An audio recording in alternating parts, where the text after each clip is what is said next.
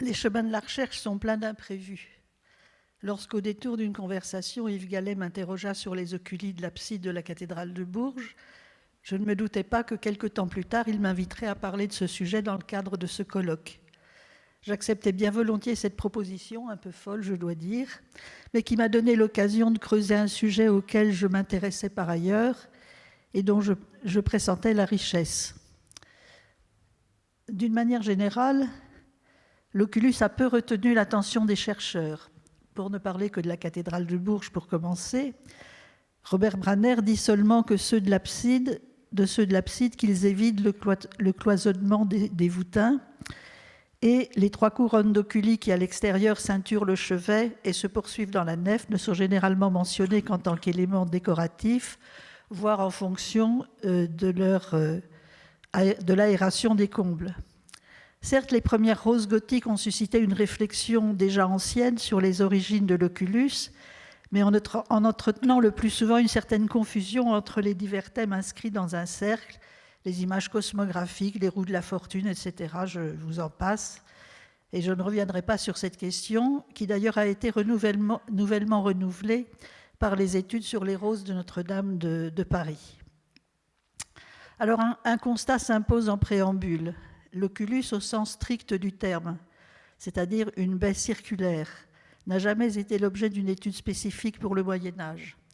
Je ne pourrais donc vous proposer qu'un simple parcours photographique, assez subjectif, je dois dire, qui ne repose pas sur une documentation exhaustive, mais qui engage une réflexion, en tous les cas, sur les 2 moments clés de l'histoire des oculi, c'est-à-dire le début du XIe siècle, avec la question centrale des continuités et des réinterprétations, et surtout, et c'est surtout cette période qui nous intéressera, la seconde moitié du XIIe siècle, qui, comme dans bien d'autres domaines, marqua la fin de la Romanitas et l'émergence d'un monde nouveau, en l'occurrence celui de la fenêtre composée et de ses infinies déclinaisons. Ma première approche du sujet a été grandement facilitée par la publication en 2018 d'un remarquable ouvrage de Simone Piazza au titre évocateur, en français au Zénith de la Coupole, l'héritage de l'oculus dans l'art chrétien du Moyen-Âge d'Orient et d'Occident. Comme c'est le cas pour nombre d'aspects de l'architecture médiévale, tout vient en effet de Rome, ou plus exactement dans le cas qui nous intéresse ici, tout vient du Panthéon de Rome, que vous voyez sur la couverture du livre de Piazza, avec son oculus zénital approchant presque 9 mètres de diamètre. Les sources antiques nous renseignent sur la fonction de ce vaste temple circulaire, construit au IIe siècle à la gloire de tous les dieux, dont la coupole était revêtue de caissons décorés d'étoiles dorées, qui étaient considérées comme une image de la voûte céleste. Transformé au 7e siècle en église dédiée à la Vierge, le Panthéon fut cependant pendant longtemps le seul modèle des constructeurs médiévaux. Il en existait cependant un autre, plus prestigieux encore pour la chrétienté, le Saint-Sépulcre de Jérusalem, construit par Constantin et plus précisément, ce que vous voyez à droite de l'écran, la rotonde de l'Anastasis, qui abritait le tombeau du Christ. La coupole comportait un large oculus zénital à ciel ouvert. Donc vous avez d'une part une restitution de l'état du IVe siècle et d'autre part un détail de la mosaïque absidale de Sainte-Pudancienne à Rome de fin IVe, début Ve, qui a l'intérêt de montrer l'aspect extérieur de l'édifice avec l'orifice correspondant à l'oculus.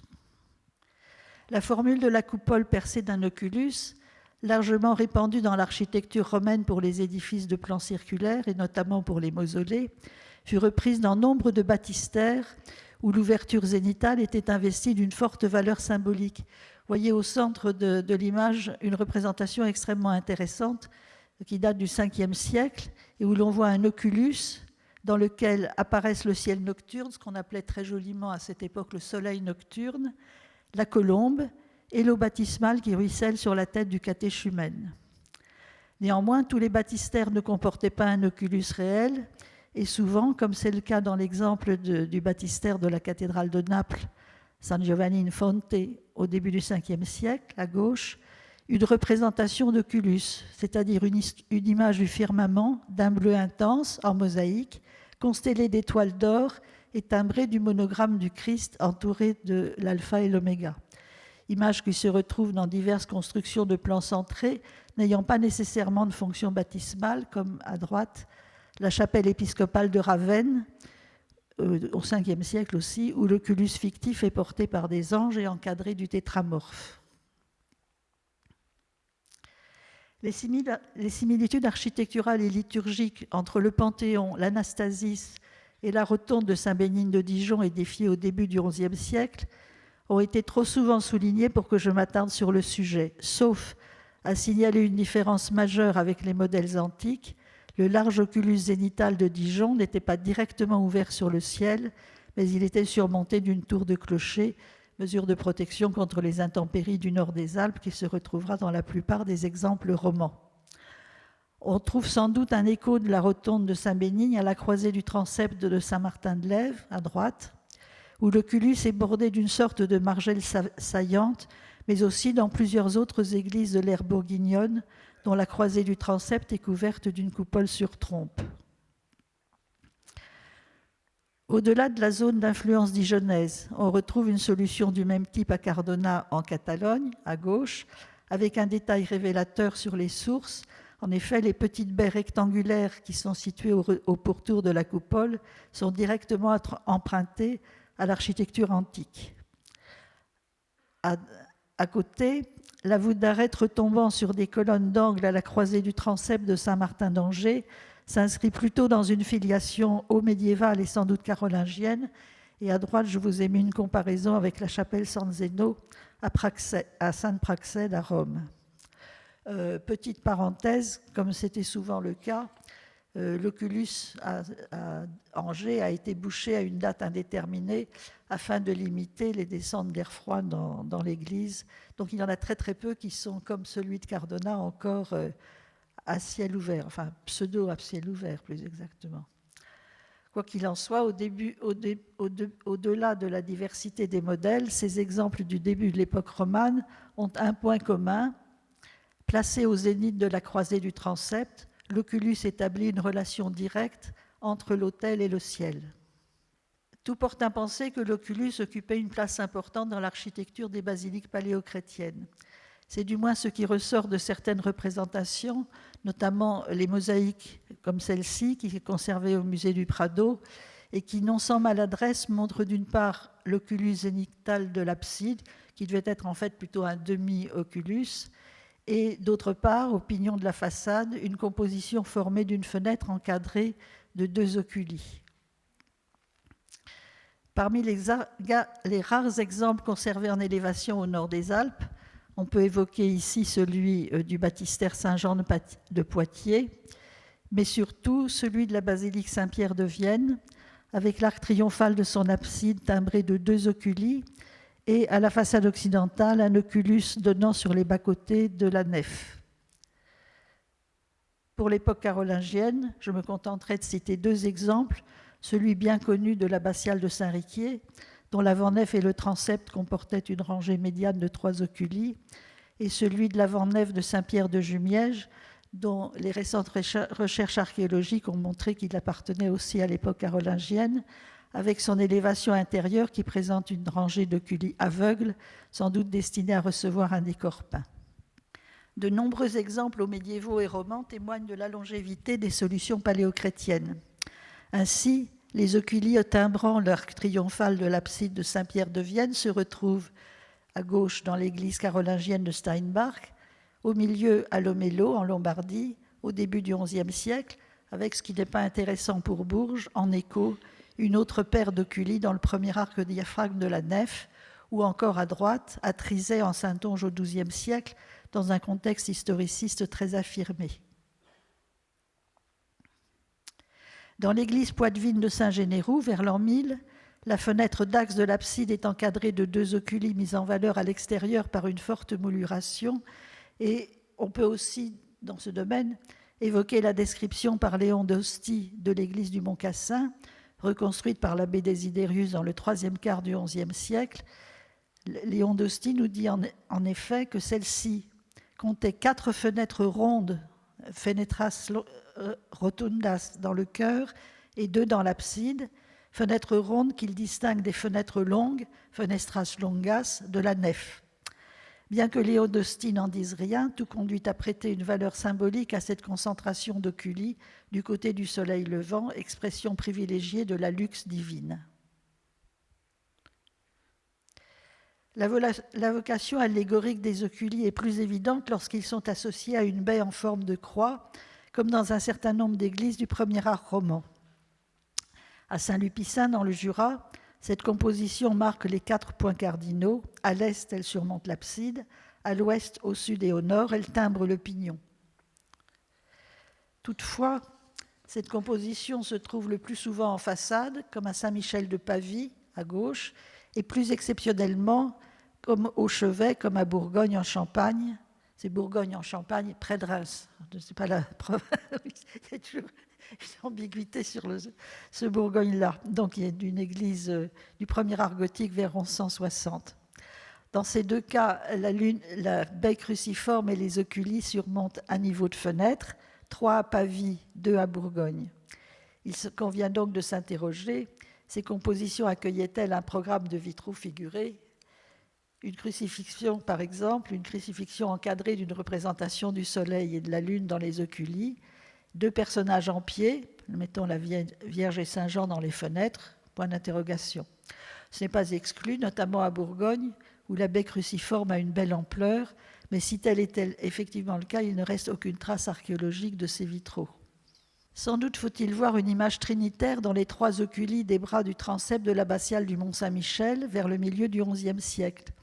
Aujourd'hui aveugles, ces oculi étaient primitivement ouverts dans la lunette de l'arc-diaphragme qui compensait la différence de hauteur entre les bras voûtés et la croisée du transept. Cette composition s'inscrivait dans une vision céleste dont l'apothéose devait être la tour-lanterne charpentée surmontant la croisée du transept, évocation de la Jérusalem céleste. La voûte d'ogive actuelle, qui a été refaite au XIXe, était déjà une réfection du XIIe siècle. En tous les cas, on retrouve une semblable trilogie d'oculi à une date voisine dans le bras nord du transept de Romain Mottier, à droite, où elle est tant à l'intérieur qu'à l'extérieur mise en valeur par des arcatures aveugles. Cette recherche de monumentalisation des effets fut certainement l'un des fils conducteurs de la réinterprétation romane du thème de l'oculus. L'un des plus beaux exemples est celui du transept de Saint-Étienne de Nevers, dans le dernier tiers du XIe siècle. Tout le vocabulaire architectural des pignons est emprunté aux basiliques de l'Antiquité tardive et du Haut Moyen-Âge, avec une alternance d'arcs en plein cintre et d'arcs en forme de mitre, rangées de fenêtres superposées et oculus sommitales.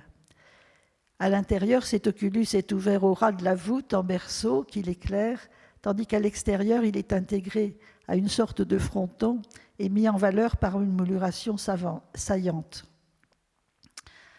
Alors, je terminerai ce rapide tour d'horizon des emplacements privilégiés des oculi dans l'architecture romane par la conquête au début du XIe siècle des tours de clocher, à un moment où celles-ci prenaient une importance nouvelle.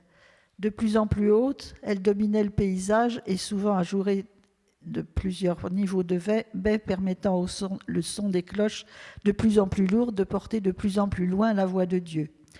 Aussi ne saurait-on s'étonner que parfois, comme à Saint-Michel de Couchat et à Saint-Péret des Rodets, ce soit une rangée d'oculi qui, au sommet du clocher, suggère une communication directe avec le ciel.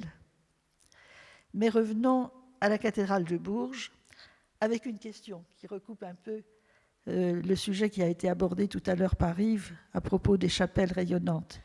Quelle relation les nombreux oculi de la cathédrale entretiennent-ils avec le passé ? La tradition historiographique française, qui depuis le XIXe siècle a privilégié les nouveautés formelles et techniques de l'architecture gothique, a fait peu de place à ce type de réflexion. Même si l'existence d'historicisme dans les monuments des premières générations est désormais mieux prise en compte, l'exemple de Notre-Dame de Paris est significatif, mais également l'analyse de la cathédrale de Bourges par Dany Sandron. Toutefois, le recul manque encore et le cloisonnement persistant des recherches reste un frein à la connaissance. Pourtant, dans une démarche d'iconographie de l'architecture, les clivages entre roman et gothique devraient être dépassés. Je n'en prendrai pour exemple que la présence au pourtour du déambulatoire de Bourges d'une alternance entre, d'une part, des lancettes surmontées d'un oculus et de l'autre, les chapelles rayonnantes et déculées des arcs-boutants. Il est difficile en effet de ne pas rapprocher ce parti si inhabituel au début du XIIIe siècle de celui créé peu après l'an 1000 à Saint-Martin-de-Tours et repris à Saint-Martial de Limoges, deux monuments disparus, mais dont plusieurs déambulatoires du XIe siècle conservent le souvenir, donc de gauche à droite, Userche, qui est très proche de Saint-Martial de Limoges, Saint-Cernin de Toulouse et Saint-Jacques de Compostelle. À l'intérieur du déambulatoire, et là je prends l'exemple de Saint-Cernin de Toulouse, les oculi dispensent au droit des voûtins une lumière qui, à travers les arcades de l'hémicycle, se diffuse dans tout le sanctuaire, ce qui n'est évidemment pas le cas à Bourges où les oculi donnent sur les combles du déambulatoire. L'oculus, qui avait été un élément de langage important au début de l'époque romane avant d'être quelque peu marginalisé, connut un formidable regain d'intérêt à partir des années 1140, le plus souvent dans le contexte d'un historicisme militant. Le cas le plus explicite, et on peut dire le plus extrême, est celui de l'Italie. Dans le cadre du renouveau paléochrétien amorcé à Rome au tournant du XIIe siècle, à gauche, vous avez la coupe longitudinale de Saint-Clément de Rome, avec dans le chœur une alternance de fenêtres et d'oculi qui n'est pas sans évoquer la description du chœur du Mont Cassin par Léon d'Ostie, avec ici l'alternance entre l'association plus exactement, entre 6 fenêtres longues entre guillemets et 4 fenêtres rondes. À droite, la façade de San Frediano à Lucques est un véritable pastiche des grandes basiliques de l'Antiquité tardive, avec son pignon décoré d'une mosaïque, ses portails à la romaine et ses bas-côtés éclairés par des oculi. Je vous signale que c'est un monument qui est pratiquement contemporain de la cathédrale, de la cathédrale de Bourges. Au nord des Alpes, c'est le plus souvent l'image idéalisée des grands modèles de l'an 1000 qui est réactualisée ici à Grande-Cour en Franche-Comté vers 1150-1160. Le chevet plat ajouré de 2 niveaux de baies associant fenêtres et oculi, dont l'un correspond à la crypte et l'autre au chœur, renvoie directement aux grands monuments saliens du début du XIe siècle, comme Limbourg dans la Hart ou Hersfeld. Dans d'autres cas, et là encore on est à gauche à Sangüesa dans les années, on va dire 1160, 1170, au centre Irache à peu près vers la même date, dans ces deux églises de Navarre, ce regain d'intérêt pour les oculi se traduit par leur multiplication dans les absides, mais ce phénomène n'est pas propre à l'Espagne. On le retrouve par exemple à droite, à Cefalù en Sicile, à l'abside de la cathédrale. L'augmentation du diamètre des oculi est un autre symptôme révélateur de l'importance nouvelle qui leur est accordée. Ainsi, dans le transept et la dernière travée de la nef de la cathédrale de Tudela, qui correspondait au chœur liturgique, toute la surface murale est comprise entre les retombées des voûtes d'ogive est ajourée par des oculi immenses, alors que les autres travées de la nef comportent des fenêtres relativement étroites.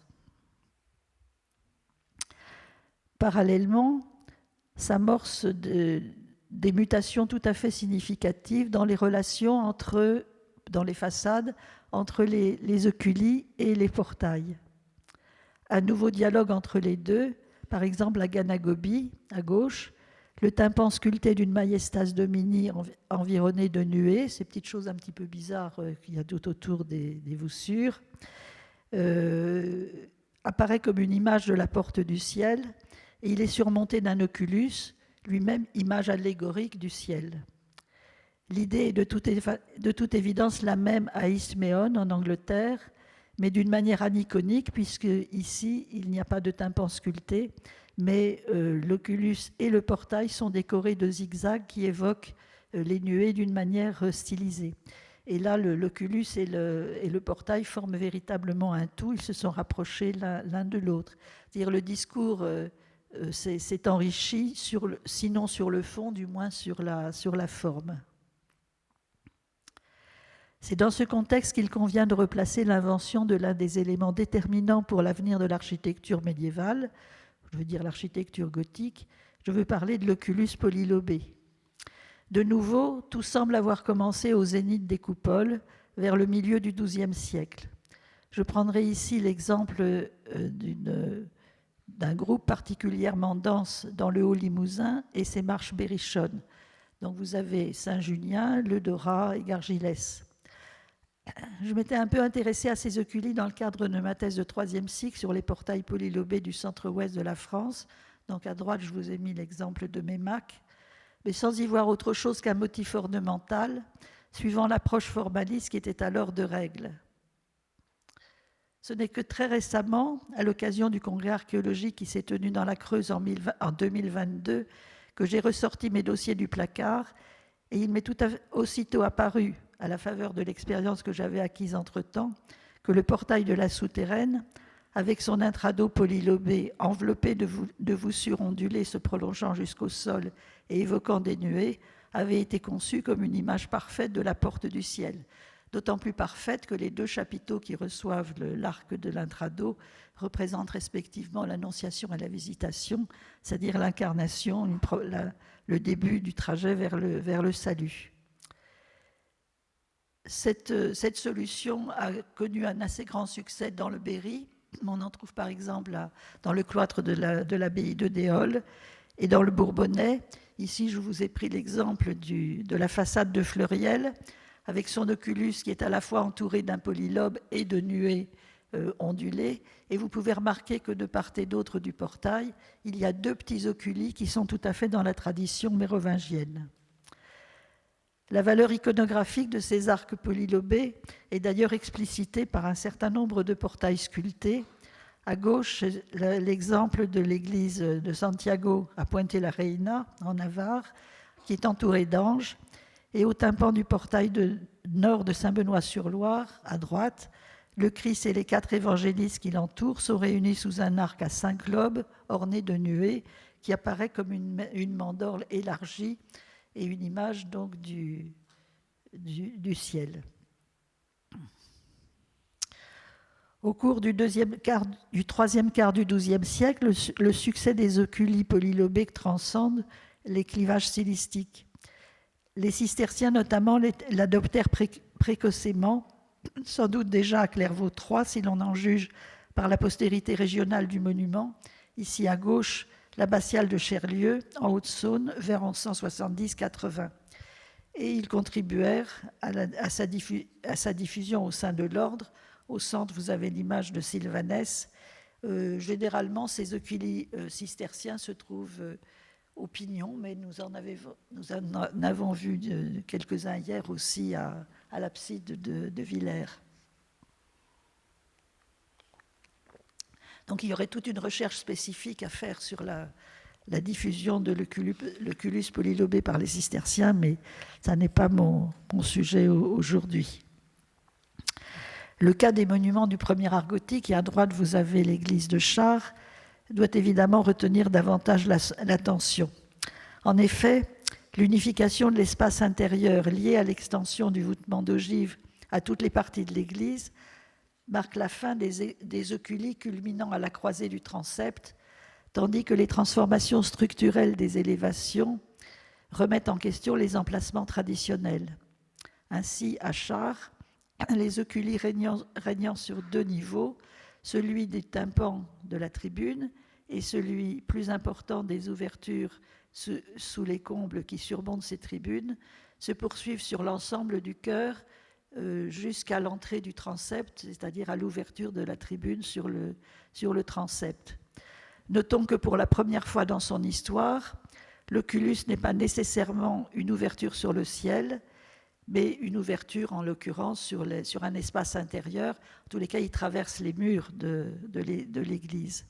Mais il convient de rappeler que, suivant la tradition romane, les tribunes de chevet étaient le domaine des anges de manière allégorique. C'est ce qu'on voit, par exemple, au chevet de Conques, dans la tribune qui est au-dessus du déambulatoire. Il y a des anges partout, y compris une frise sur la corniche extérieure. Dans l'abside de Bourges, Les oculi chassés de leurs emplacements traditionnels se sont en quelque sorte réfugiés dans les retombées des voûtes sans pour autant perdre leur valeur allégorique. Comme par le passé, ils sont concentrés dans la partie centrale de l'abside et mis en valeur par une bordure sculptée. Placés au niveau des oculi polylobés des fenêtres hautes ils éclairent la voûte et forment une couronne lumineuse au-dessus des personnages représentés dans les fenêtres de l'abside. La Vierge, Saint-Étienne entourée des prophètes et des apôtres. Ainsi, l'image de l'Église triomphante apparaît-elle comme une vision céleste.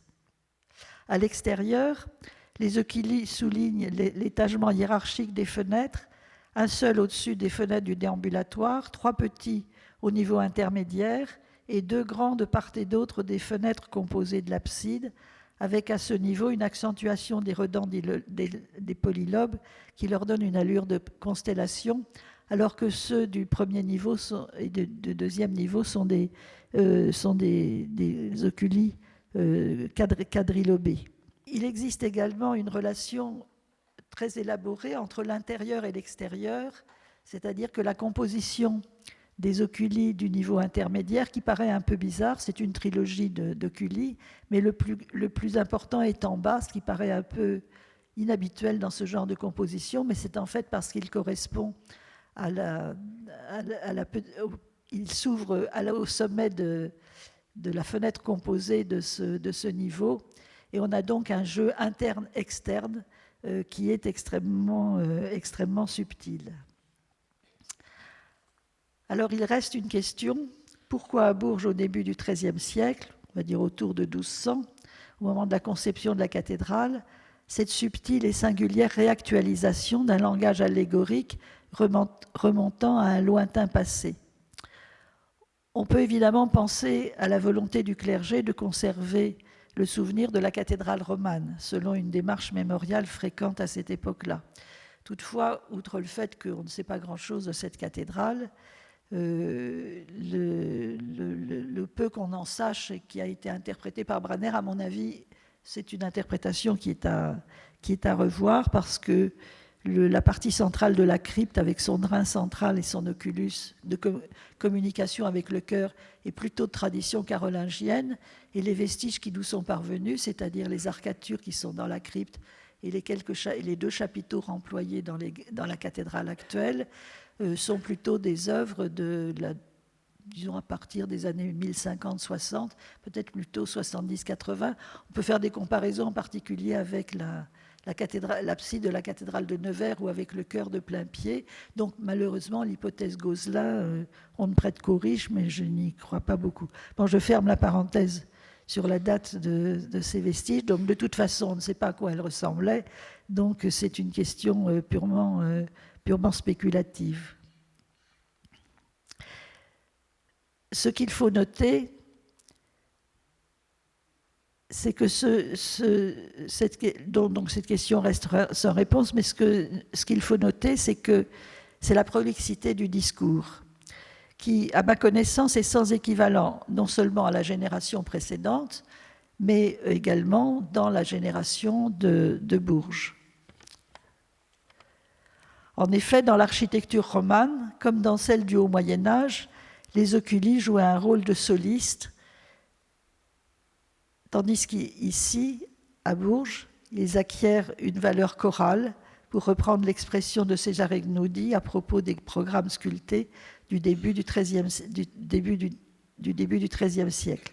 Cette accumulation d'oculi n'est pas non plus représentative d'une tendance générale autour de 1200. Si nous comparons de ce point de vue-là la cathédrale de Bourges avec les autres, c'est un cas absolument unique. Dans les autres cathédrales, l'intérêt se concentre complètement sur les fenêtres composées et ne se disperse pas du tout sur des compositions d'oculi comme à Bourges. Et plus encore, ce qui est tout à fait étonnant à Bourges, c'est que non seulement on a dans le chevet et aussi bien à l'intérieur qu'à l'extérieur ces compositions d'oculi, mais qu'elles se poursuivent après la coupure Branner dans la nef, et même qu'elles s'accentuent dans l'élévation intérieure, et même qu'on les retrouve dans les porches ajoutés au portail du XIIe siècle quand ils ont été remontés, et même à la façade occidentale avec un intrado polylobé qui est une rareté totale dans l'architecture gothique du XIIIe siècle. Donc on a là une volonté d'affirmation de quelque chose à travers ces oculi qu'il nous convient de décrypter. On pressent évidemment derrière ce choix une arrière-pensée idéologique, faire de la cathédrale terrestre une image de la cité céleste, sûrement. Au-delà, proclamer l'Antiquité et la primatie du siège archiépiscopal de Bourges, très probablement. Je vous remercie.